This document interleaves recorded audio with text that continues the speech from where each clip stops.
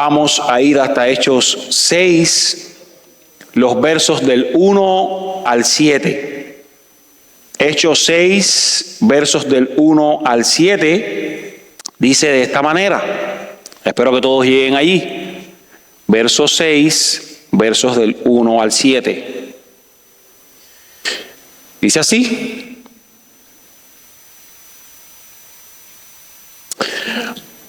por aquellos días, al multiplicarse el número de los discípulos, surgió una queja de parte de los judíos helenistas en contra de los judíos nativos, porque sus viudas eran desatendidas en la distribución diaria de los alimentos. Entonces los 12 convocaron a la congregación de los discípulos y dijeron: no es conveniente que nosotros descuidemos la palabra de Dios para servir las mesas. Por tanto, hermanos, escojan de entre ustedes 7 hombres de buena reputación, llenos del Espíritu Santo y de sabiduría, a quienes podamos encargar esta tarea. Y nosotros nos entregaremos a la oración y al ministerio de la palabra. Lo propuesto tuvo la aprobación de toda la congregación y escogieron a Esteban, un hombre lleno de fe y del Espíritu Santo, y a Felipe, y a Prócoro, a Nicanor, a Timón, a Parmenas y a Nicolás, un prosélito de Antioquía. A estos los presentaron ante los apóstoles y después de orar pusieron sus manos sobre ellos. Y la palabra de Dios crecía y el número de los discípulos se multiplicaba en gran manera en Jerusalén, y muchos de los sacerdotes obedecían a la fe. Y hasta ahora Satanás ha intentado detener el impulso de la iglesia por medio de encarcelamientos y persecuciones, pero el resultado ha sido que las llamas se han avivado más. El crecimiento se hizo más acelerado. También buscó frustrar el avance de la iglesia imparable de la que estamos hablando al introducir pecado, falsedad, hipocresía en la iglesia. Y esto fue extirpado por Dios, juzgando a Ananías y Zafira, como vimos, y haciendo al enemigo fallar una vez más, porque la iglesia seguía creciendo. Y si miramos el capítulo anterior a esto que hemos leído, el verso 5:13 nos va a decir que ninguno de los demás se atrevía a juntarse con ellos. Sin embargo, el pueblo tenía en gran estima a la iglesia del Señor. Vamos a ver también en el verso 20 que el ángel les da una orden y le dice: vayan al pueblo y sigan anunciando este mensaje de vida. Vemos también en el 5:28, este es el capítulo anterior, que a ellos les habían dado órdenes estrictas de no anunciar el mensaje de Cristo, pero ellos habían llenado la ciudad con este mensaje de Cristo. Y vemos por último en ese capítulo, en el 5:42, que aún así cuando los habían presionado, ellos estaban todos los días predicando el evangelio, todos los días, sin dejar de cesar de enseñar las cosas que Jesús les había mandado.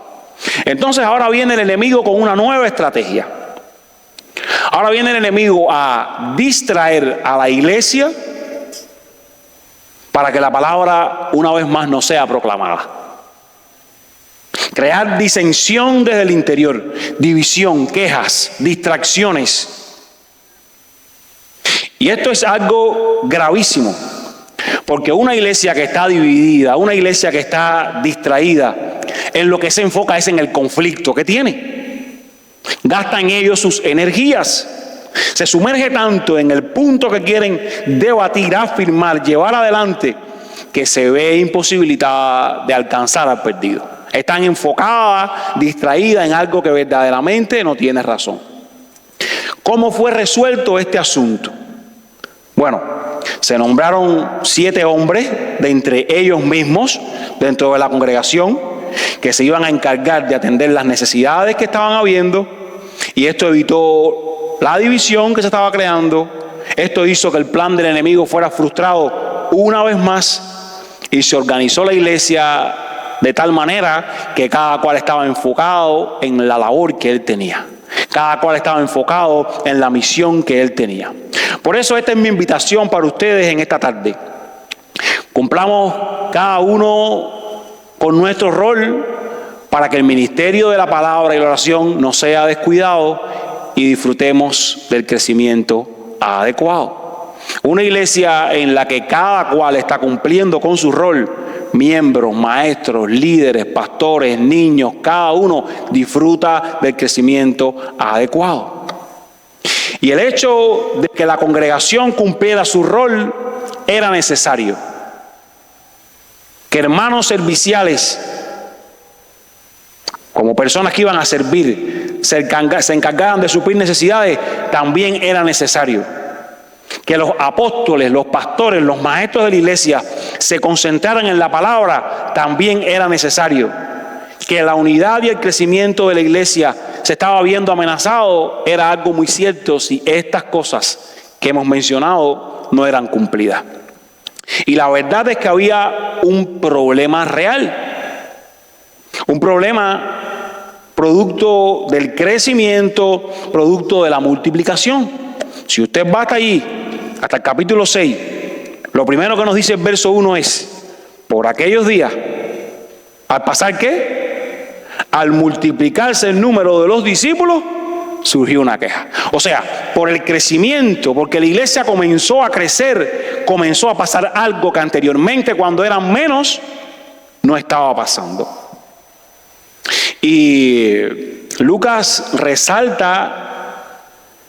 quiere que nosotros veamos, incluso que Teófilo, a quien es dirigido esta carta, este libro, pueda ver las maneras en las que el crecimiento a veces hace que ocurran cosas como estas,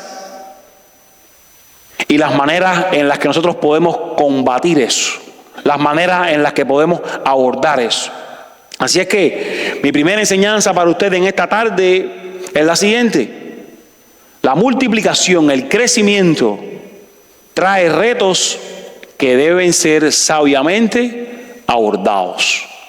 Y una vez más, nosotros no vemos solo a los apóstoles, a los líderes de la iglesia cumpliendo un rol. Nosotros no solo vemos a una parte de la iglesia que está abordando el reto de la mejor manera. Congregación estaba respondiendo de una manera. Los diáconos que fueron elegidos, como les llamamos, estaban respondiendo de una manera. Los apóstoles estaban respondiendo de una manera. Y como les estoy diciendo, deben ser sabiamente abordados por cada uno de los implicados, todos los que están implicados y sumergidos en el asunto. Los que se están quejando deben hacerlo sabiamente. Hay una razón por la queja, pero usted debe saber cómo hacerla. Los que son aludidos, o sea, las viudas de los judíos nativos, también debían actuar con sabiduría.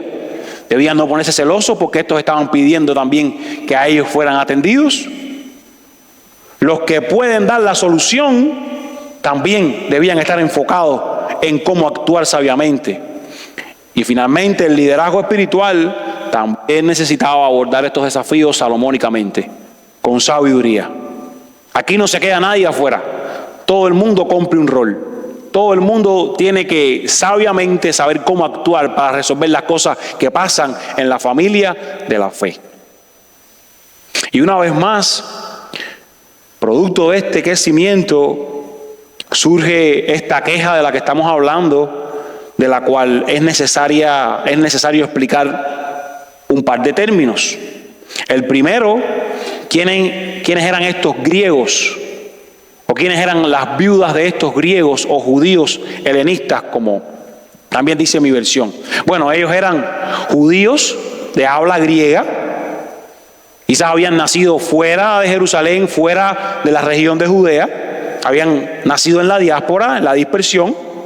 Eran judíos fieles, que se mantenían fieles a la religión judía, pero que no habían nacido en Palestina. Y aquí en la iglesia se han convertido al cristianismo y forman parte de ella. O sea, no eran judíos nativos, no eran personas que allí habían nacido. Su primer idioma no era ni el hebreo ni el arameo, sino el griego. Ellos habían nacido en otra sociedad, habían nacido en otro lugar. Incluso es interesante resaltar que para muchos eran como ciudadanos de segunda clase. Ustedes son judíos, pero ustedes no son judíos de los que nacieron aquí. Solían decir algunos más recalcitrantes, por así decirlo. Y tenemos que recordar también que esta gente había venido, cuando leímos en Hechos 1, habían venido para la Pascua, habían venido para Pentecostés y al parecer se habían quedado aquí, se habían instalado bajo la enseñanza de los apóstoles y bajo esta nueva iglesia que estaba surgiendo y que había crecido. El otro grupo que he presentado es el grupo de los judíos nativos, los hebreos. Estos sí habían nacido en Palestina y ahora también se habían convertido y formaban parte de esta iglesia. ¿Qué había estado pasando? Al parecer, las viudas de estos griegos se habían sentido discriminadas porque las demás viudas eran atendidas de la mejor manera. Y entonces, quizás los que eran griegos decían, mira, nuestras viudas no son atendidas como las viudas de ustedes. O sea, que habían dos grupos en la iglesia, los que habían nacido en Grecia, los que habían nacido allí en Palestina. Y aunque el cuidado de las viudas era algo acostumbrado en la sociedad judía, incluso más tarde Pablo da orientaciones de que la iglesia debe atender a los más vulnerables, y en este caso eran las viudas. Aunque esto pasaba, al parecer, producto del crecimiento, verdaderamente habían sido descuidadas las viudas de los griegos. Lo cual a nosotros nos lleva a pensar a manera de aplicación en la necesidad tan grande que tenemos de borrar cualquier línea divisoria que la sociedad cree, porque Dios tiene un solo pueblo. Lo cual nos hace pensar a nosotros, la iglesia no es ni de judíos, ni de griegos, ni de publicanos, ni de pecadores, es de aquel que ha sido salvado por Cristo y que pertenece a ella. Y esto es un reto que trae el comenzar a crecer. A ellos les había pasado. Y si nosotros nos miramos hoy, a veces convivimos bajo un techo y esta verdad tiene que empujarnos a vivir como el Señor nos manda, la verdad de borrar cualquier línea divisoria que la sociedad haya creado, porque somos el pueblo de Dios. Debido a que nosotros convivimos en la iglesia cubanos, colombianos, puertorriqueños, venezolanos, del oriente, del occidente, republicanos, demócratas, intelectuales, clase obrera, lindo, feo, me cae bien, no me cae tan bien, los que tienen parol, los que tienen I-220A, somos un solo pueblo. Y nosotros tenemos que encargarnos de buscar lo que verdaderamente nos une, que es el Evangelio. Ahora, ¿cómo respondió esta iglesia ante este problema que tuvieron? El enemigo quiso meterse aquí para dividirles. ¿Cómo respondieron? Bueno, lo primero que nos dice el texto, si usted mira allí, en el verso 2, dice que los 12, los apóstoles, los pastores de la iglesia, convocaron a la congregación y les trajeron una propuesta. O sea, ellos usaron su autoridad pastoral como sobrevedores de la grey. Incluso este es uno de los textos en los cuales nosotros meditamos, pensamos, para hablar de la forma de gobierno que como iglesia tenemos. Nosotros como iglesia tenemos una forma de gobierno congregacional que es liderada por los pastores.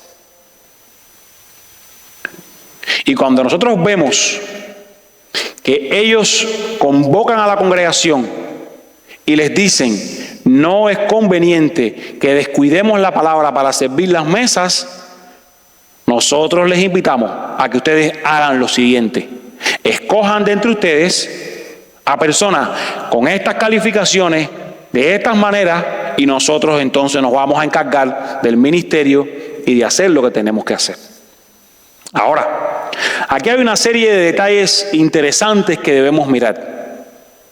El primero es en el verso 2, que ellos dicen: no conviene, no es conveniente que descuidemos la palabra para servir las mesas. Y al parecer en este momento eran los apóstoles, los pastores, quienes incluso servían a las mesas. Y servir a las mesas aquí pudiera estar siendo visto como servían a las mesas en las actividades en las que ellos se reunían a comer, pero también que se encargaban de las cuestiones de atender a las viudas, en lo que era, vamos a decir, llevarles comida, atenderles específicamente a ellas. Y nos está diciendo aquí que cuando ellos usan este enfoque, están enfrentando este reto de la manera más sabia que lo pueden enfrentar. Se han dado cuenta que no pueden ser distraídos porque ellos tienen una misión que debe ser cumplida. Se han dado cuenta que el Señor les está orientando, que hay personas también en la congregación que pueden cumplir con otros roles y con otras misiones para que el reino pueda avanzar de la manera correcta. Ellos dicen, verso 4, nosotros nos vamos a entregar a la oración y al ministerio. Un reto que sabiamente enfrentaron.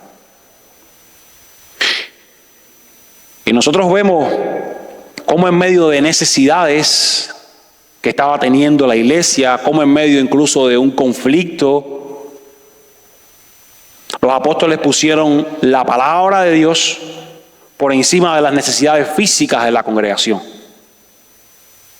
Y aunque distribuir comida entre los más vulnerables era un ministerio súper importante, ellos no podían permitir que esto les desviara de la misión que ellos tenían, del objetivo por el cual ellos habían sido llamados, de su llamado principal. Y si nosotros recordamos el ministerio del Señor Jesús, recordaremos que registrado tenemos en las Escrituras que Él dio de comer a las personas en 2 ocasiones. Pero encontramos a Jesús, desde que Él fue bautizado hasta que murió, ¿haciendo qué? Enseñando la palabra. Esta era su misión. Esta misión Él legó a sus apóstoles. Esta misión Él legó también a aquellos que son suyos. Y si Jesús lo hizo de esta manera, ¿qué te hace pensar esto a ti? ¿Qué te dice esto a ti? Cada iglesia, y este es un consejo que cada uno de nosotros debemos recibir donde quiera que estemos participando en una iglesia. Cada iglesia debe asegurarse de que su pastor dedique tiempo a la palabra de Dios. ¿Cuántos sermones preparados el sábado por la noche? No es bueno. Usted necesita asegurarse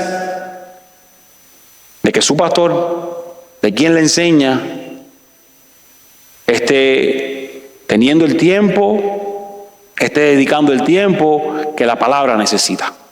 Y esta es una de las razones por las que ellos dicen al pueblo: necesitamos encontrar personas que se encarguen de hacer esto y nosotros a la palabra. Efesios 4, 2 y 13 lo señala muy bien para nosotros. Efesios 4, 2 y 13 nos habla específicamente, y vamos a buscarlo, porque este es un texto necesario de leer. Efesios 4, 12 y 13. Dice así,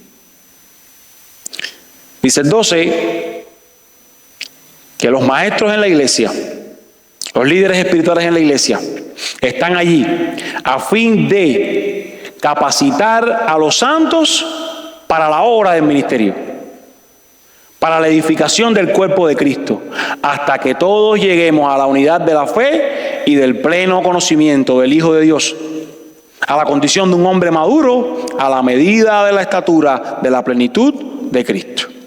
O sea que los líderes espirituales en la iglesia, los maestros en la iglesia, tienen el objetivo de capacitar a los santos para que ellos hagan el ministerio.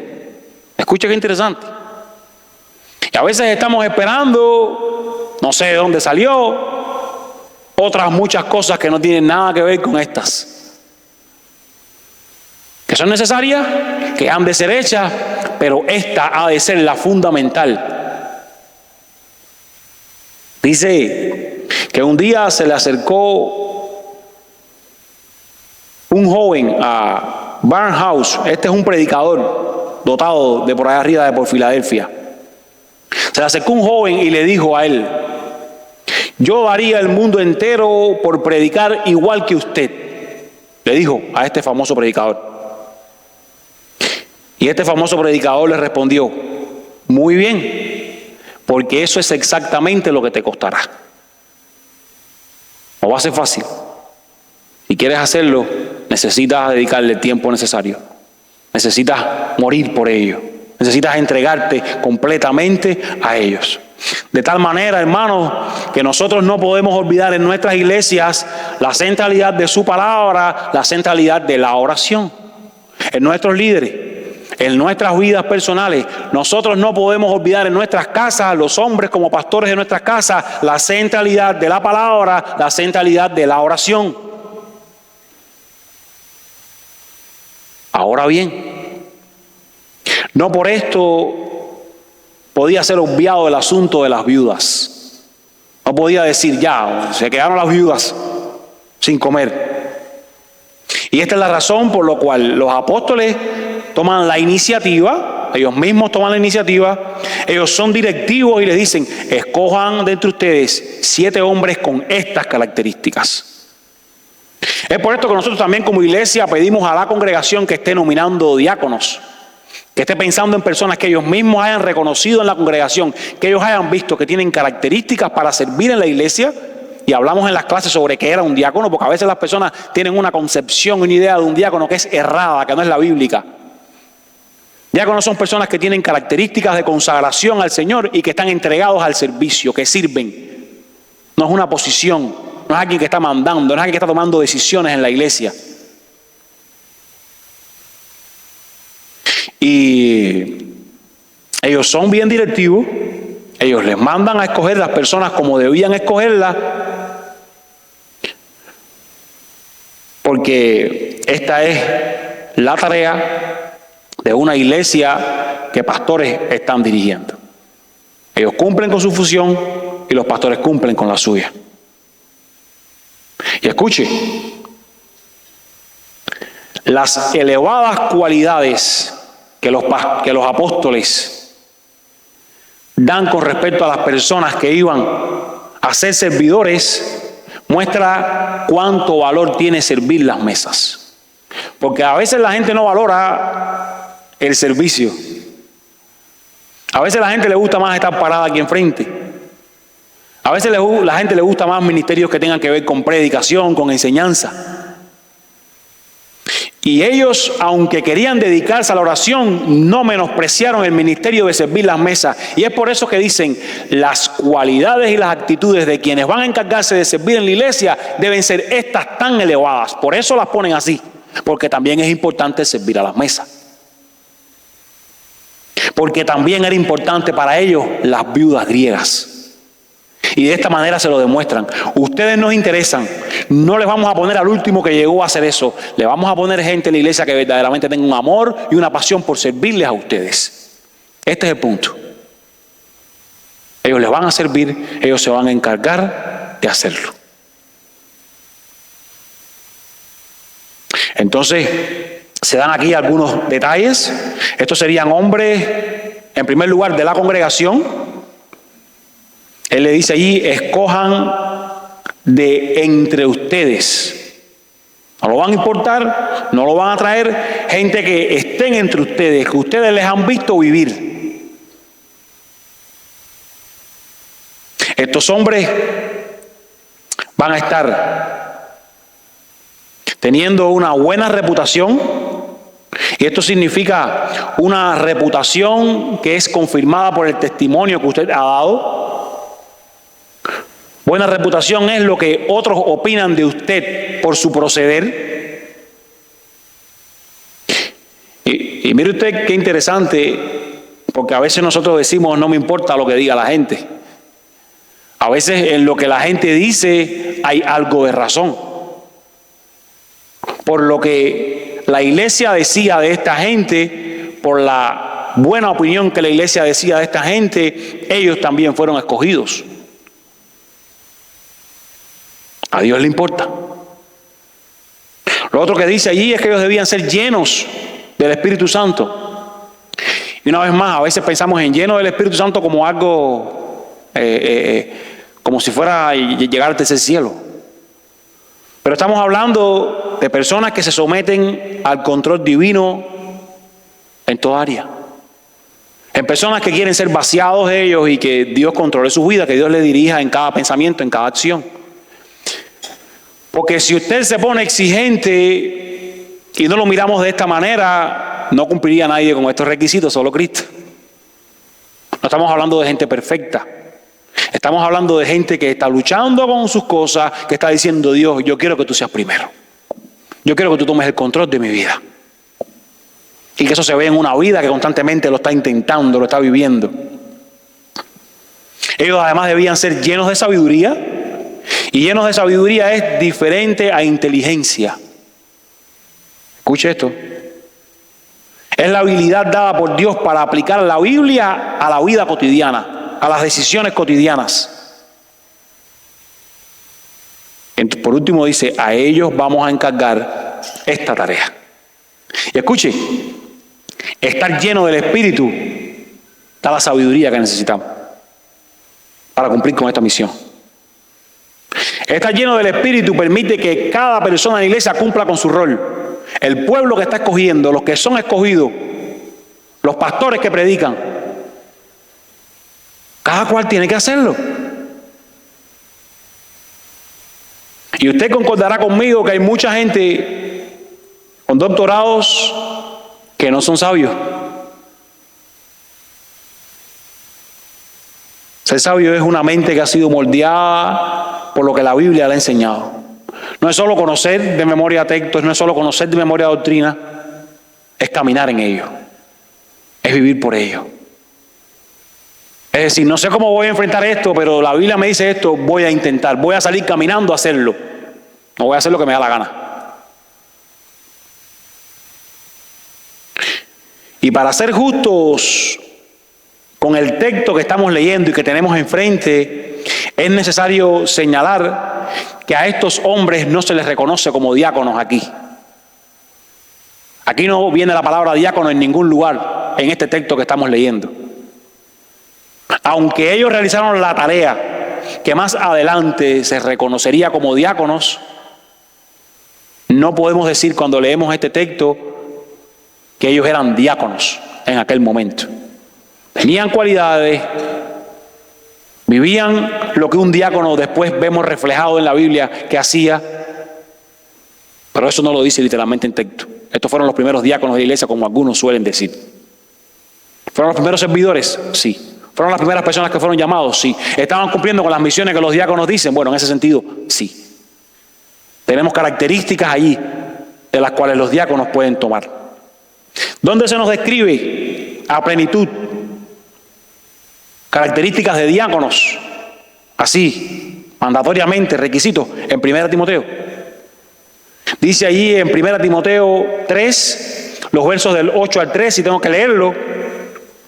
De la misma manera, los diáconos también deben ser dignos de una sola palabra, no dados al mucho vino, ni amantes de ganancias deshonestas, sino guardando el ministerio de la fe con limpia conciencia. Que también estos sean sometidos a prueba primero, y si son irreprensiblemente, que entonces sirvan como diáconos. De igual manera, las mujeres que sean diáconos deben ser dignas, no calumniadoras, sino sobrias, fieles en todos. Que los diáconos sean maridos de una sola mujer y que gobiernen bien sus hijos y sus propias casas. Pues los que han servido bien como diáconos obtienen para sí una posición honrosa y gran confianza en la fe que es en Cristo Jesús.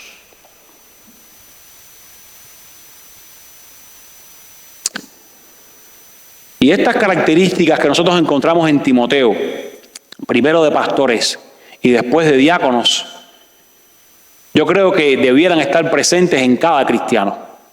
No es que un cristiano se ve allí y dice: ah, no, yo no soy un diácono, yo no soy un pastor, yo no tengo que cumplir con eso. No. Yo creo que esa es la medida de la madurez a la que cada cristiano debe llegar. Y en dependencia de su perfil, sea un servidor o sea un predicador, pues él puede ser un diácono o un pastor. O en dependencia de su perfil, cumpla con cualquier otro rol en la iglesia, pues él cumpla con cualquier otro rol en la iglesia. Pero cada cual debe anhelar estas cosas. No es algo que está vedado solo para un grupo. No es algo con lo cual usted lavarse las manos y decirle, yo no tengo que cumplir con eso. De hecho, la única diferencia que se establece ahí en Timoteo entre ancianos, pastores y diáconos es que los pastores son aptos para enseñar. O sea, un diácono no tiene que necesariamente ser un predicador, no tiene que necesariamente ser alguien que enseña la palabra. Él debe saberla, él debe conocerla para actuar sabiamente. Él no debe ser un neófito. Ahora, como nosotros estuvimos viendo también en nuestras clases de escuela dominical, los diáconos deben funcionar como los principales servidores dentro de la iglesia, atendiendo las necesidades físicas y administrativas del cuerpo. Ahí cumplen ellos con su rol. Y como digo ahorita, aunque en algunas iglesias los diáconos son vistos como maestros principales de la iglesia, son vistos como personas que toman decisiones en las iglesias, la Biblia no lo muestra así. Y si vamos a ser bíblicos, esto es lo que habla la Biblia con respecto a diáconos. Son personas con ciertas características, pero que están enfocados en servicios. Es por eso que la labor diaconal es tan importante, porque se encarga de las ocupaciones administrativas y de servicio en la iglesia, liberando a los pastores para que estén enfocados en la palabra y la oración. Ellos se encargan de las cosas que pueden servir. Y como decía al inicio, no hay nadie pasivo. Ellos están sirviendo, la iglesia les está reconociendo. Cada cual está cumpliendo con su labor. Número 2, el acuerdo común en las decisiones acertadas contribuye al crecimiento. Y ahora vemos que lo que propusieron los apóstoles, dice el verso 5, ¿qué hizo la congregación? Lo aprobó. Lo propuesto tuvo la aprobación de la congregación y escogieron a las personas que allí son mencionadas. Les agradó su propuesta. Y esto nos está mostrando una iglesia llena del Espíritu Santo que además está sometida al liderazgo de los apóstoles. El hecho de que esta propuesta les agradara incluso significa que ellos entendieron que era necesario verdaderamente atender a aquellas viudas, que algo había sido descuidado, que habían fallado, y si fallamos, vamos a arreglarlo.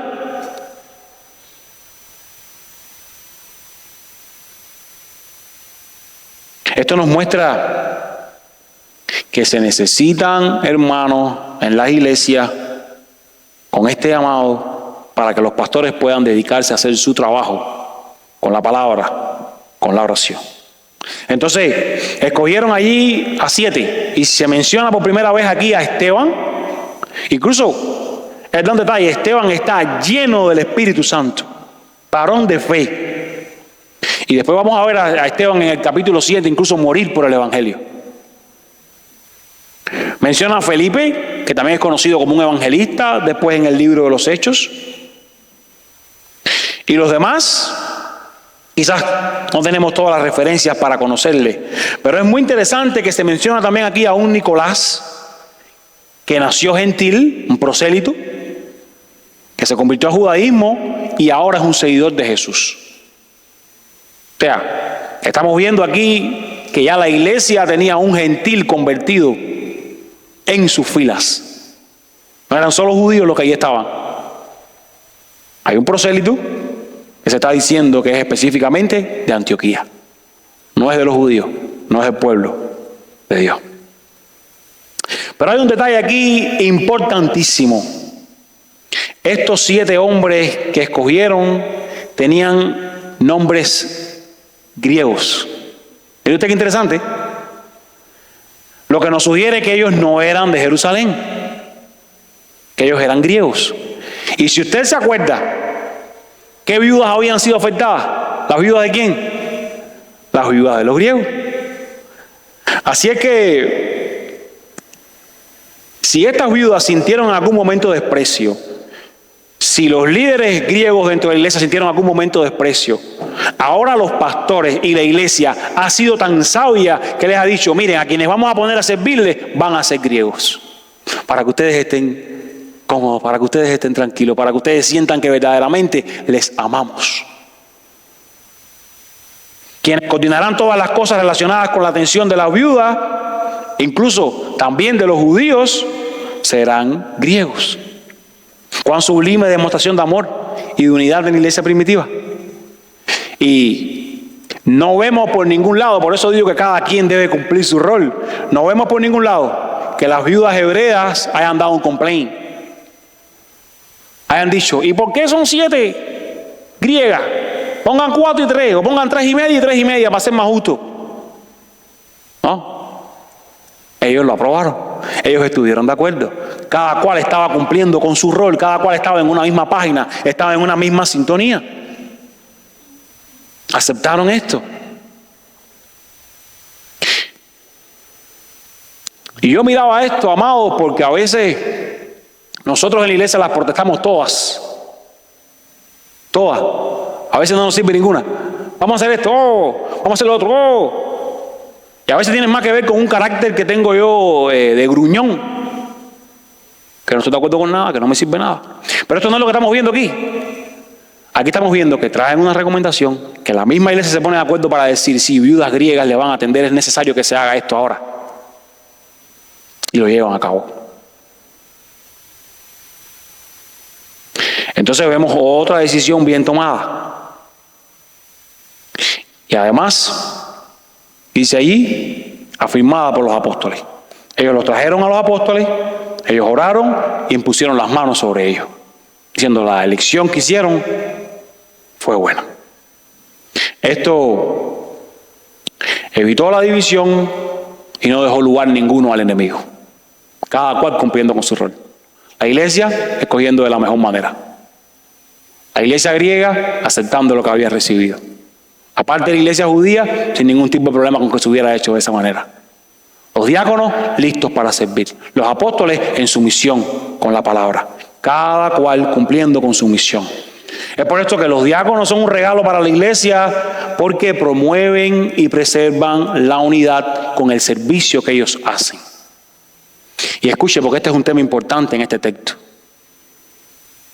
Lo que está ocurriendo al principio es una posible división, una división en potencia. Ha comenzado una queja. Y los diáconos han sido la solución a esto. De tal manera que esto también hacen los diáconos en las congregaciones. Son amortiguadores, son pacificadores para que se mantenga la unidad.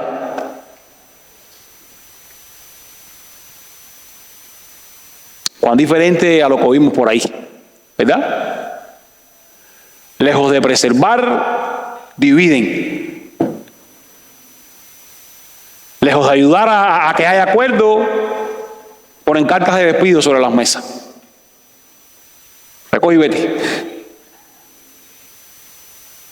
Por alejarse de la palabra. Personas que sirven, que han de preservar la unidad en la iglesia.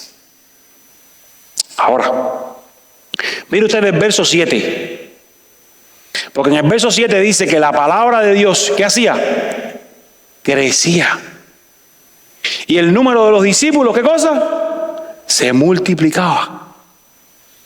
En gran manera en Jerusalén, y muchos de los sacerdotes obedecían a la fe. La palabra crecía, la iglesia se multiplicaba, seguía imparable. ¿Usted recuerda cómo comenzó esto en el verso 1? Al multiplicarse el número de los discípulos, surgió una queja. Al principio, ¿qué es lo que hay?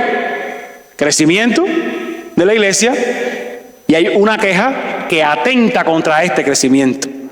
Se resuelve bien esta problemática por personas cumpliendo con sus roles en la iglesia, y al final, ¿cuál es el resultado que tenemos?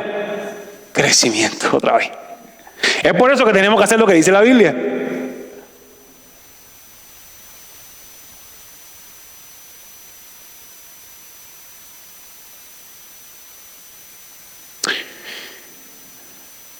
¿Estás creciendo la influencia de la palabra en ti?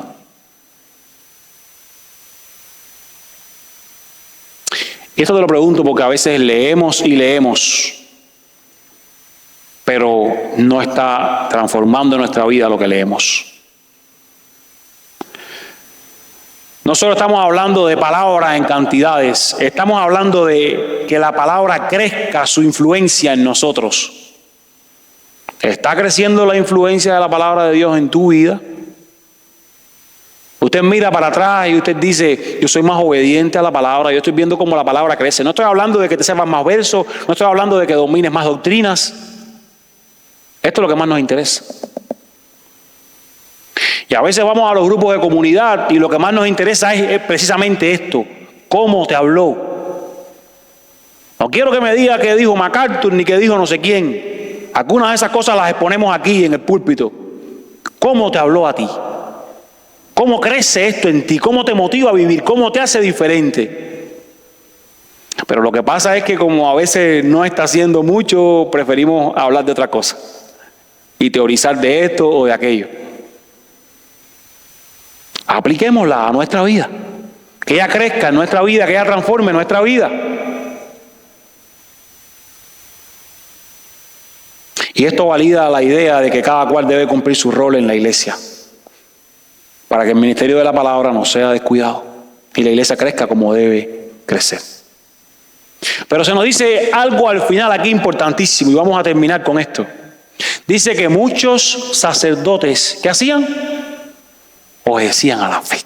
Este había sido el resultado de diáconos sirviendo en la iglesia, de diáconos preservando la unidad y pastores entregados a la palabra y la oración. Ahora se estaba llegando a un nuevo grupo de personas que hasta ahora no se habían mencionado como que participaban de la iglesia.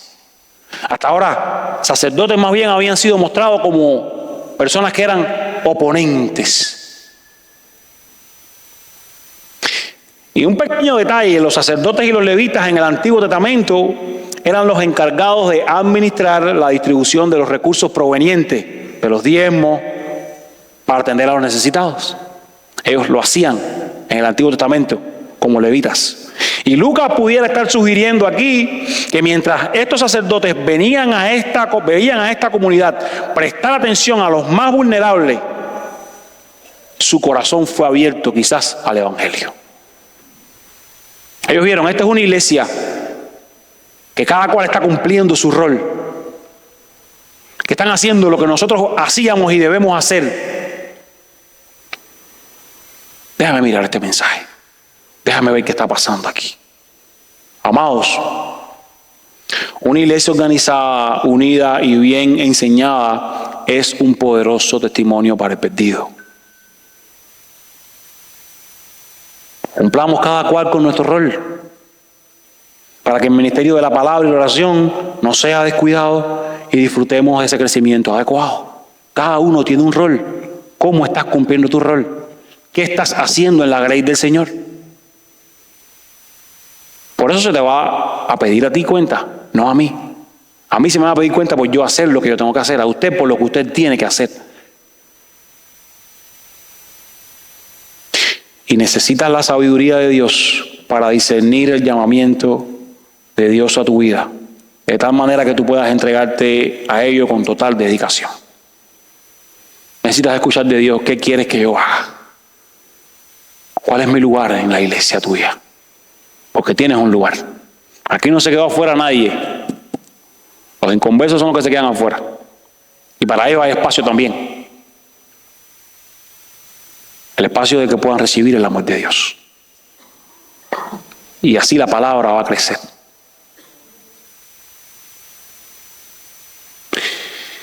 Si tú estás acá de visita o llevas mucho tiempo aquí y tú no tienes la seguridad de ser un cristiano, Dios quiere hacer crecer su palabra en tu corazón. Cristo puede hacer eso en tu corazón. Si tú entiendes el mensaje que esta gente predicaba, el mensaje central del Evangelio, yo no puedo hacer nada, necesito que la obra del Dios Santo me ayude a obtener la salvación.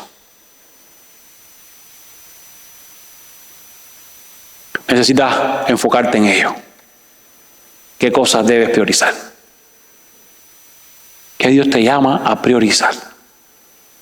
Si no eres un cristiano, quizás debas priorizar, necesito clamar a Dios, pedir a Dios. Salva mi corazón, quiero entender el Evangelio, quiero acercarme a alguien que me lo explique verdaderamente. Si eres un cristiano, hay cosas por las que crecer, por las que mirar. ¿Qué necesito priorizar? ¿Qué necesito decir? Esto va primero y esto va después, como hicieron ellos en este texto.